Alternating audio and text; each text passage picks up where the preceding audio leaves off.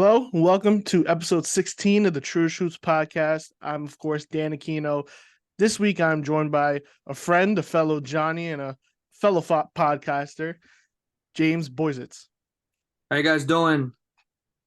Well, James, season is underway. We saw the in-season tournament start on Friday night. We'll get to that a little later.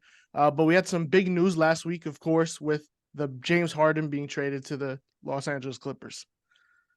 Yeah, man, it's we heard about it all summer, but it finally happened. I had a feeling it was going to happen soon because I knew James Harden wasn't going to play a single game for Philly because as a Brooklyn Nets fan, as your fan base probably doesn't know, I'm a Brooklyn Nets fan. So I have hands-on experience of having James Harden on your team, and when he doesn't want to be there, he does not want to be there. So I knew it wasn't going to last long, even with Daryl Morey there. I think it was inevitable that he was going to be a Clipper because no other team wanted him. And I think it's, we'll get into it later, obviously, of the the winners and losers of the deal. But it wasn't shocking to me when I saw it. Yeah, it dropped in like the middle of the night. It was like 2 a.m. Woj probably just tweeted it and went back to sleep. Um, what was your initial reaction though? Because I wasn't surprised. Because Well, I think eventually we knew this was going to get done. Like you said, I didn't expect him to ever play for the Sixers. He burned that bridge really badly. Said he never wants to talk to Darren Morey again. It was clear, even though he showed up to one of the games, he was like on the sidelines. I knew he wasn't going to play. yeah, I mean, listen, I think if you would have told me the day before that James Harden was going to get traded that night, I would have assumed Terrence Mann was in the trade. He wasn't. So I think if you're a Clippers fan, you're looking at that deal, you're like, okay, Terrence Mann's not in the trade. We're just getting rid of Nick Batum, Robert Covington, what was it, KJ Martin, Kenyon Martin's kid. Shout out Kenyon Mm-hmm. Martin. Yeah. Uh, and I think the real prize of that trade is really the picks. So my reaction to it was, oh, okay, James Harden got traded and Terrence Mann wasn't in the deal. So the Clippers didn't really lose anybody from their roster that was really that important. All due respect to, I think Nick Batum played a nice role for that Clippers team, especially after the disaster he was in Charlotte. But with the Clippers, he found like a kind of nice little place there. I don't really think any of those players are, and Marcus Morris too. I forgot Marcus Morris was in the trade as well. But Marcus Morris, he's kind of declined as time has gone on. I think Philly is going to try to use those draft picks. When I saw that trade, I was like, Philly's not done. They're going to try and use those draft picks to upgrade the roster. And I don't think it's like, people are looking at it as like, yeah, he lost an all-star in Harden, but Maxey and Tobias Harris have the ability to take on larger roles. And that's why James Harden, I'm sure we'll get to it later, but that's why I was so annoyed by Harden's comments in his opening press conference, which was, I believe, today. I mean, we'll get into that later, but I just think Maxey and Harris have the ability to average 20 plus points per game. And when you already have Embiid, I think that's like, and Nick Nurse, who I think is a better coach than Doc Rivers, that's still a good team. So, we'll get into it later, but I think Joel Embiid is still on a really good team here in Philly that can compete in the East, just maybe not top two or anything like that. Yeah, I think you're right. I've heard people even say that, Harden doesn't really move the needle for the Sixers in either direction, that they have the talent on that roster to still compete. Initial reaction, though, to the trade, I was surprised they were able to keep Terrence Mann, Norman Powell, and Bones Highland. Those are like guys that I think are their best bench pieces. Not that those other guys didn't contribute, but they're older, they're veterans on expiring contracts. It made sense that the Clippers would just move off of them. The picks, though, I think are significant because the Clippers do not have any of their own picks for the next 6 years. So those 2027, I think, or 2029 picks that they sent, along with their second round picks and a pick swap, those could be significant for the Sixers down the road if they do happen to keep them. I don't think they will. I think they'll look to move them at the trade deadline. There's rumors with Zach LaVine, there's rumors with OG Anunoby and stuff like that. I think they'll look to make this team better if they really want to compete this season. On the Clippers side, yeah, you're getting James Harden. I don't know what that does to Russell Westbrook's role on the team, because Harden, like we said, we're going to mention it. His open press conference, it sounds like he wants to be, old James Harden a little bit, calling himself the system instead of a system player. That's going to be something to monitor when he starts to play. This, quartet, I guess, Russell Westbrook, Harden, Paul George, Kawhi Leonard, they can all be free agents this summer. Isn't this a really big gamble for the Clippers? You trade away all your future. They basically don't have any like super young players. Even Terrence Mann, we talk about him as a young player, but he's 27 years old, eight points per game in his career. There's no like super high ceiling, I think, with Terrence Mann. Norman Powell is good, and so is Bones Highland in spurts. Isn't this a really big gamble? If this doesn't work out, you could potentially lose all these guys to free agency. Listen, the reality is it's so hard to win in the NBA. So is it a big gamble? I think whenever you're bringing James Harden into your organization, it's a big gamble. Yeah. And the guy has been on 4 teams in 2.5 years. I mean, that's like that's hard to do. And he just left the MVP of the league last year. So I don't think that's ever been done in NBA history, from what I've seen. Is an all-star player who's playing with the MVP of the league wants to leave because he didn't make an all-star team? He Like, was very angry about that, listen, apparently. I saw when Harden went to Brooklyn, I remember his press conference, and he kept saying sacrifice, sacrifice, sacrifice. We got to sacrifice, sacrifice, sacrifice, sacrifice. And the reality is his actions speak louder than words. Because I thought the best place for Harden to be successful was in Brooklyn and in Philly to stay at this point. Because he's obviously not a postseason performer when it comes to scoring the basketball, because he'll just lose that aggressiveness that makes him so great as a scorer. And in Brooklyn, he had Katie and Kyrie to do that. So he kind of just did the distributing, and he was perfect. That's why, I'm sidetracked just a little bit. That's why I have questions about the Phoenix Suns' big three. I don't think they have anybody like Harden to really make those 3 work from a scoring trio. But that's what made the Brooklyn thing so special. And then he goes to Philly, and then Embiid wins his MVP, mainly because of Harden distributing. It was best for the team. And now he's on the Clippers, and he's going to have to do that again for the Clippers thing to work. Now, the biggest question for the Clippers, to me, I know there's clunkiness with Westbrook, and I think that's odd. I think that's a weird fit. But to me, Westbrook, it could have been argued he was a losing player anyway. Even with him making the sacrifices for the Clippers, been playing much better with the Clippers. It's obviously nice to see him play well for an LA team, but I think with Harden, he needs to distribute.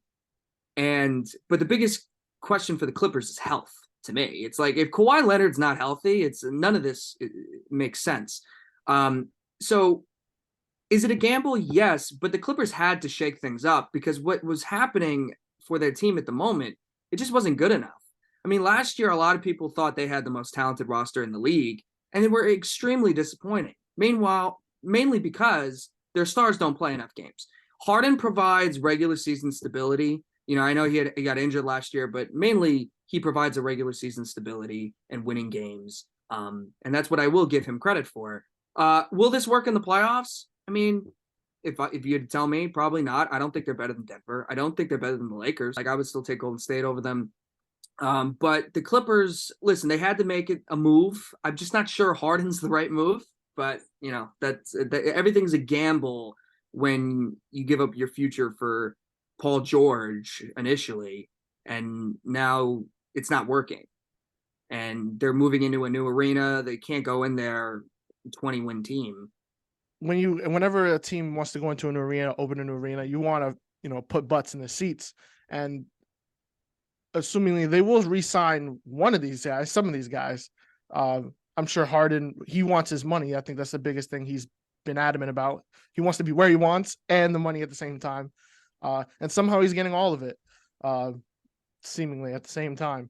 I mean, we talk about this player movement thing. He's really taking it to another extreme.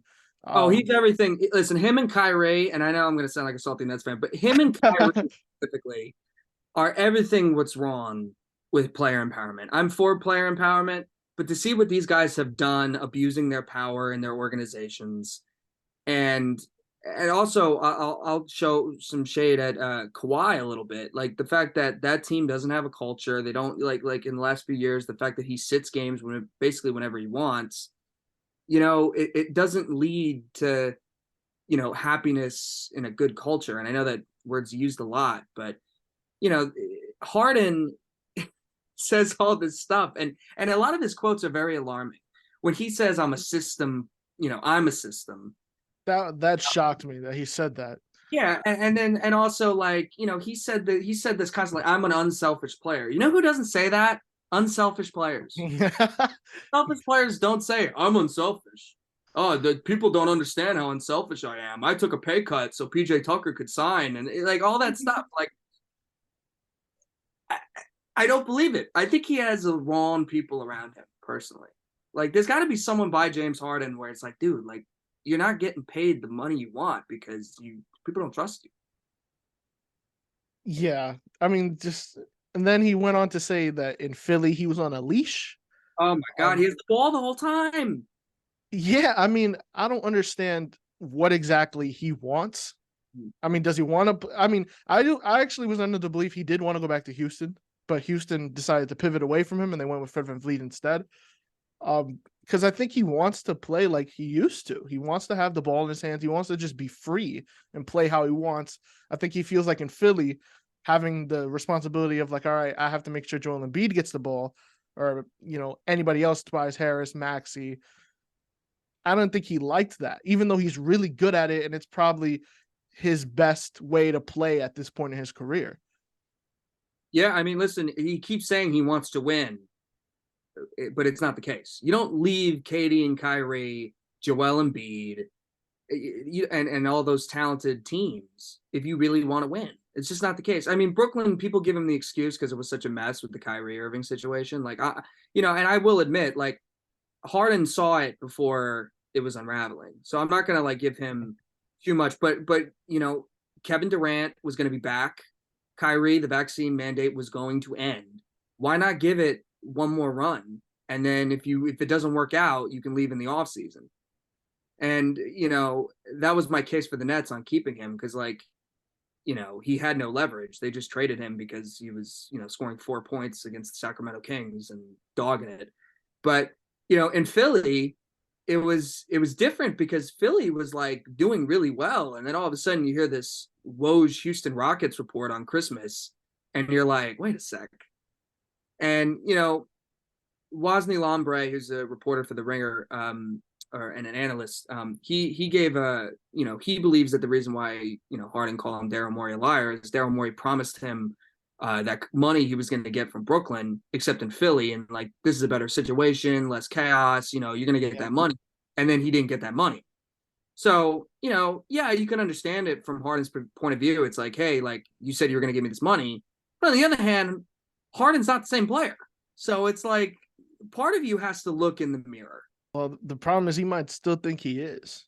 Yeah, and I mean, that's I think he could be in flashes. I mean, he had that 40-point game in the playoffs. I think he had 2 of them actually. no, great. But then look at Game 6 and Game 7. Yeah, then it all fell apart as it seems to do for his career. Want to move on from that now. You mentioned Kawhi Leonard, how he sits whenever he wants. I think load management. We were talking about this last night, off camera on text. I think it's the biggest issue the NBA has. The fact that you don't know when stars are going to play or when they're not going to play. And that's why they put in this resting policy for this season, which seemingly hasn't done anything because second game of the season, we saw Jimmy Butler sit in Minnesota. We saw Devin Booker and Bradley Beal. They ended up actually being hurt, at least, supposedly.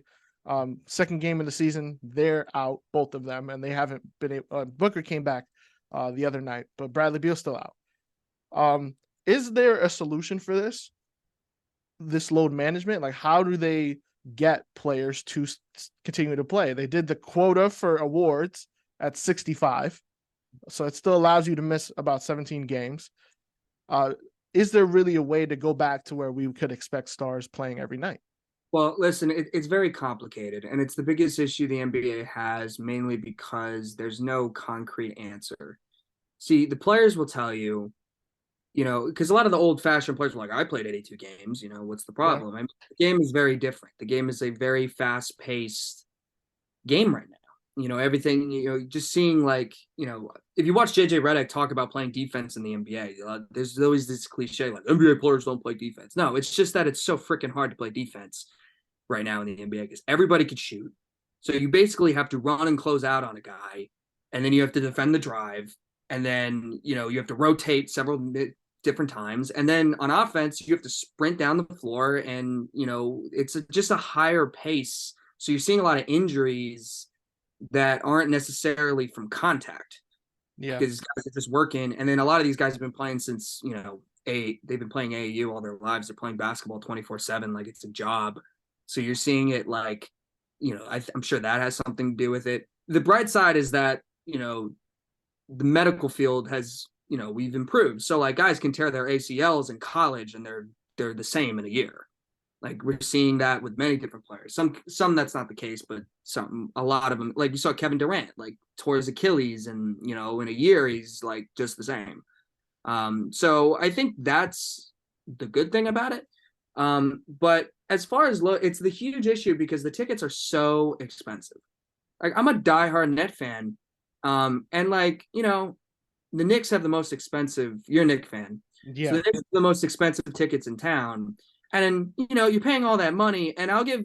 I know Knicks fans can't stand Julius Randle right now, but you gotta give Julius this. He's playing like the guy plays. I mean, some would argue he didn't really play at all last night. The way he was like not getting back Oh on my defense, God, bro.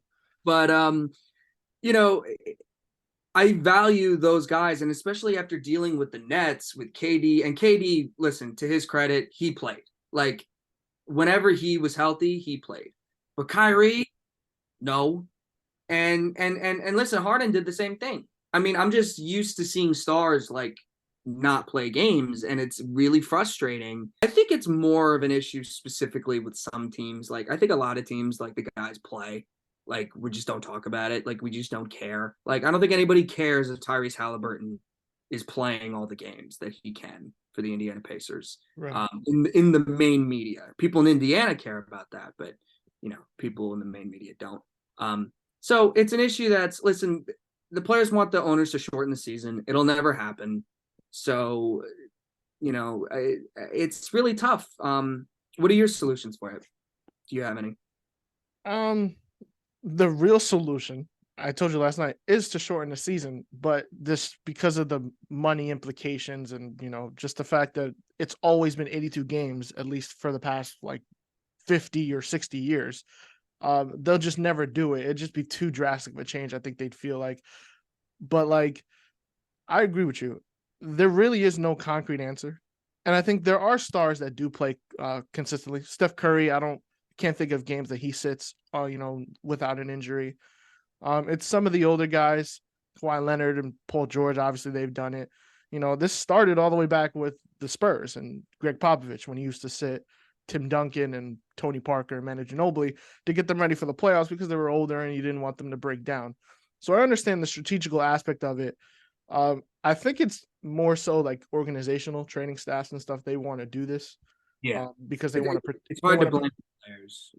Yeah, but it seems like the players always get the blame that they just don't want to play. I think maybe they're not super against it. They tell them, we're gonna rest this game. They're like, all right, but Well, let's face it. Like, listen, I'm pro fan, but the players are getting paid the most money, right? yeah, The players are getting paid absurd levels of money, and that's great. Like, I love that. But no one's gonna feel sympathy for you if you're missing games strictly because you need to rest and you're getting paid all this money. The fan is paying all this money to go to the game, yeah, and you don't really care so much about what happens sometimes. Like seriously, like 100%, I've yeah, witnessed it for 4 years. Katie, Kyrie, and Harden did not give a crap about the fans. It's just that simple. If they did, they would understand the things that they were doing and how it was hurting the organization, and they would have stayed Kyrie would have understood that, hey, if I got the vaccine, I would have played. You know what? I understand it. I'll take the contract Brooklyn's giving me, and I will play. But that's not what happened. No, they don't want to. Like Kyrie's like, I understand I know I'm bringing up the net so much, but That's all right. with load management and player empowerment, it's one of the biggest disasters we've seen in that topic is the whole net situation. So, Kyrie doesn't get the vaccine. All right, I don't care what side you're on there, but to not understand that it really ruined the season for them. And, to not understand it, like he kept saying, like, I understand the consequences. Well, not really, because you still wanted $200+ million for it. And that's not the case. And he didn't get that with Dallas. So, no team was going to give him that money. And for him to not understand that was frustrating. So, and it's not all NBA players. So, I think what really just annoys people with the load managing thing, it's like with all this, like you're still going to threaten to leave the team when you're resting games pretty consistently. Like that drives people crazy. And I'm pro fan. I think the fans get really screwed with all of this. It's just an impossible thing sometimes because there's so many different opinions. Yeah.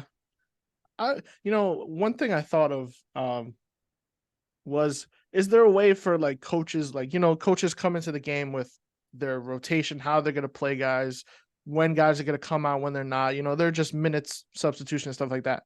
Is there a way to like have an alternate plan where, like, all right, say for Kawhi, he's going to play tonight, but we're not going to use him in long stretches. We're going to just move him around and maybe save, like, similar to what the Lakers are doing with LeBron James this season.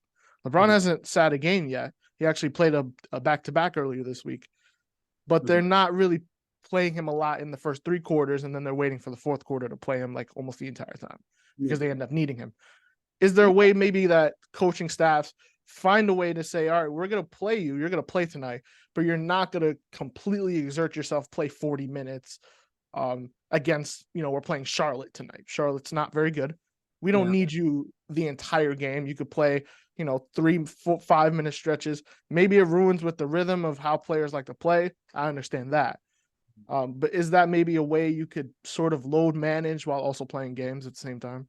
I think that's an interesting idea. I think the tough part is the league is so talented right now. So it's like, even the Charlotte Hornets, like you look at them, like, the Nets just played them recently, like LaMelo Ball, Gordon Hayward, like PJ Washington, like they got guys, like Terry Rozier, like they got guys on the right night. So like if you like, sometimes you're in a close game, and the difference between that is a star like Kawhi Leonard or like Paul George. So I think there's a way. I think coaches do that to the best of their ability already. I don't know really like the Lakers are doing their thing with LeBron, but like Anthony Davis is playing a lot of minutes, and Anthony Davis is glass. So like I don't really understand. I don't really understand that mentality. He's a great player, but that's just the reality. And and every player is different, right? Not every player is going to be as durable as another. So it's not like I'm ripping the organizations or the players. And there's that thing too that Joe Dumars said that like there's no scientific evidence that the resting even helps. And clearly, with the way the Clippers handle Kawhi, it hasn't. Kawhi's had 2 huge injuries in the last few years anyway. Yeah. But then you look at what the Raptors did, and what the Raptors did was they had a really nice team of depth, and they were able to win without Kawhi. So it kind of made it okay. But it's hard to do that now because the league is just so talented. I think this would not be happening under David Stern. I really do. All right. Now, I know this is somewhat controversial for some people, but Adam Silver to me as a commissioner is very, flaky. He says things. He says, we got to do something about this. And then it never gets done. Or we need to do something like we're going to change up the All-Star game. And then 6 years later, they're going back to the original All-Star game. And that's, to me, season tournament's going to be too. Like there's no stakes. Like to me, it may work this year, but like next year probably won't. And then a year after that, it's still so confusing. I don't think it's a good thing when the new thing you're implementing is so confusing that no one else can understand it. I don't think that's a good way to get started. Like the play-in, pretty much everybody got.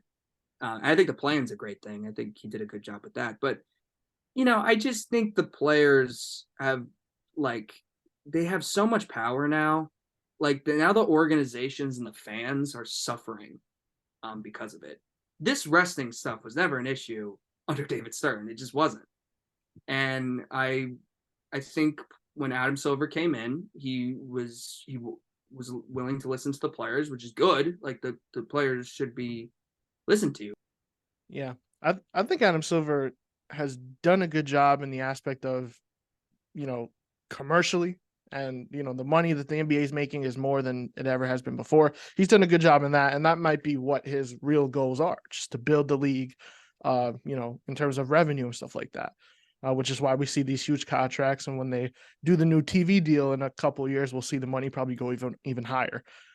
But I think I agree with you. I don't think David Stern would stand for any of this. And I see people make jokes that he's turning in his grave watching all this nonsense with players requesting out and stuff like that.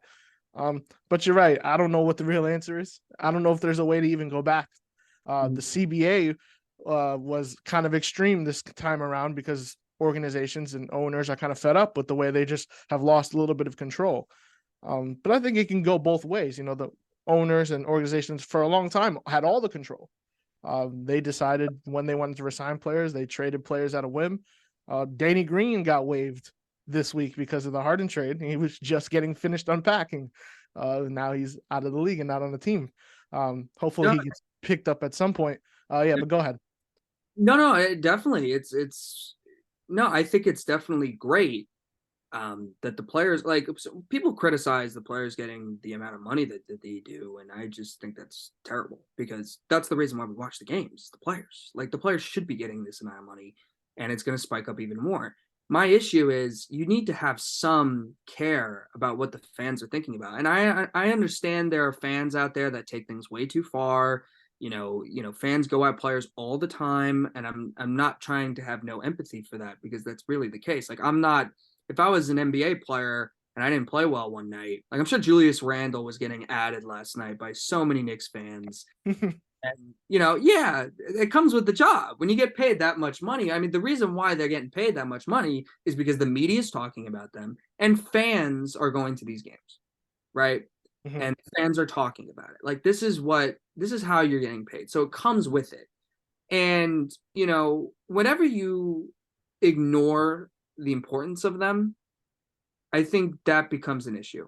And I think you're seeing, like with the player movement stuff, it's fun and exciting for the game, for the casual fan that maybe doesn't root for a team.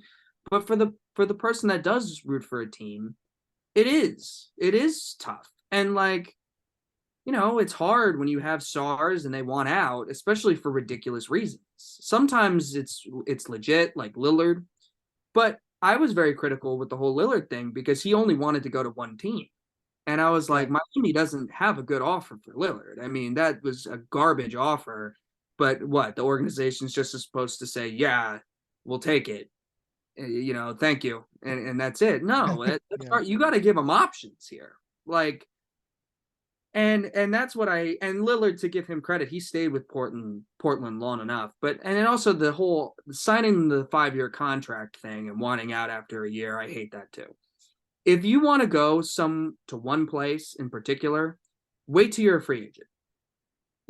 And Lillard could have been a free agent. And it was clear if he was looking ahead that Portland was saying they wanted to compete, but their actions were very different, right? They were resting him at the end of the season. You have to have some idea that, you know what, this team's probably not going to compete for a championship. I'm just going to wait till my contract. No, but he got the Supermax, which is a ton of money, and he wants out in a year. And I think that's terrible. It's what Durant did with Brooklyn.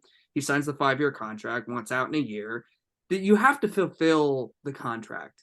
Like, it's not fair to just take the money and run. Like, I don't, and run from the situation. I don't think that's cool. Yeah, you're right. All right, to wrap up this show, I want to you mentioned it a little earlier. I want to get your full thoughts on the in-season tournament. We saw it start last night on Friday night.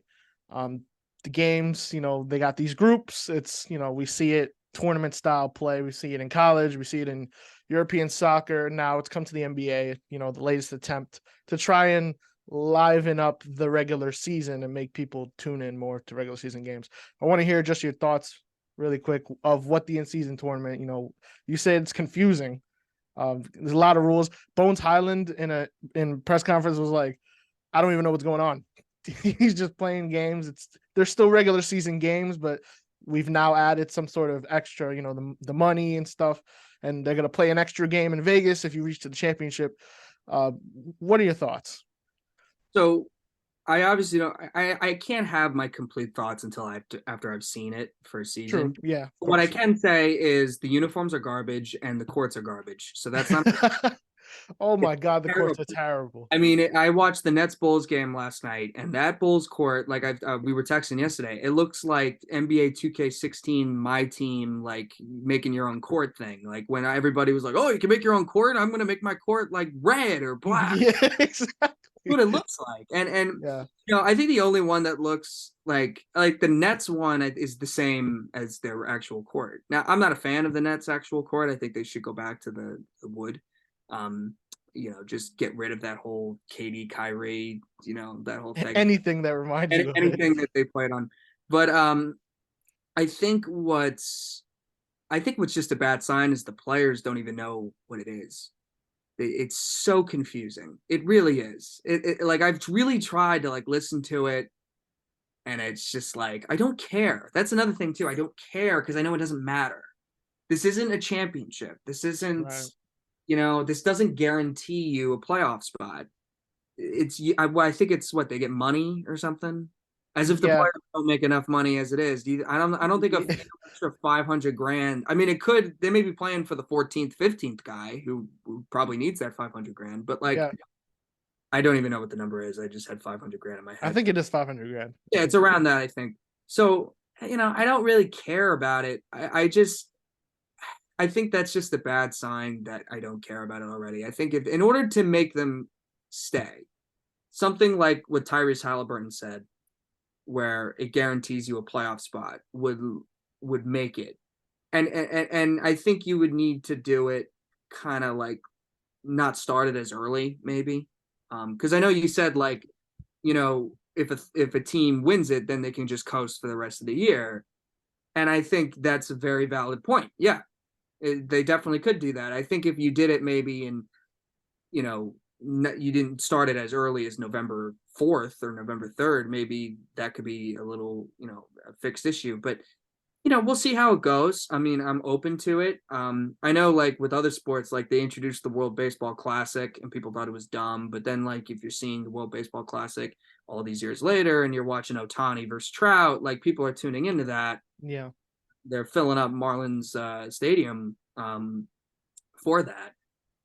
And you know, I think it's something we're just gonna have to be patient, wait and see. I thought the plan idea was brilliant when when Silver introduced that. I thought that was a great addition, and I think it added many compelling moments in March and early April. I think that's just it was a great idea. All right, my man. Hey, All thanks right. for having me on. I really appreciate it. You Yeah. can find me on the JB podcast on YouTube and Spotify, by the way, and at James Boisits on all social media platforms. All right. Thanks, James. Have a good one, man. That is all we have on this episode of Trueish Hoops. I'd like to thank you for listening, tuning into the show.